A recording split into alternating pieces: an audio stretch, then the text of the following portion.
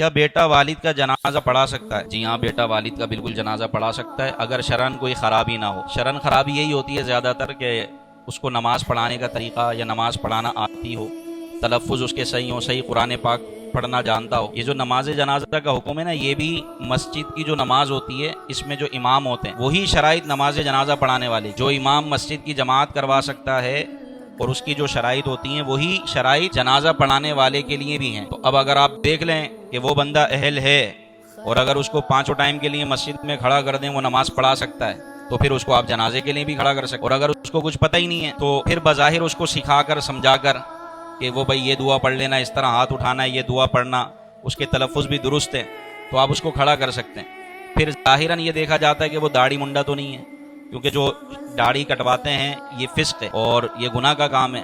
تو جو فاسق معلن ہوتا ہے وہ امامت کے منصب پر نہیں آ سکتا۔ تو اگر داڑھی منڈا نہیں ہے، بظاہر شریعت کے مطابق ایک مٹھی داڑھی ہے اور جناب قرآن پاک بھی پڑھنا آتا ہے، جانتے ہیں، تو اب وہ والد صاحب کا جنازہ پڑھا سکتے ہیں۔ اسی طرح اگر وارث میں سے کوئی ایسا نہیں ہے تو پھر امام محلہ، جو محلے کے امام صاحب ہوتے ہیں، ان کا زیادہ حق ہوتا ہے۔ اب وارث بھی ہے اور امام بھی ہے، یعنی میت کا کوئی وارث بھی پڑھا سکتا ہے جنازہ اور امام بھی پڑھا سکتا ہے۔ اب یہ دیکھا جاتا ہے کہ ان میں افضل کون ہے۔ وارث جو ہے عالم ہے اور امام صاحب غیر عالم ہے، عالم نہیں ہے، تھوڑا بہت علم ہے لیکن عالم نہیں ہے، لیکن وارث عالم ہے۔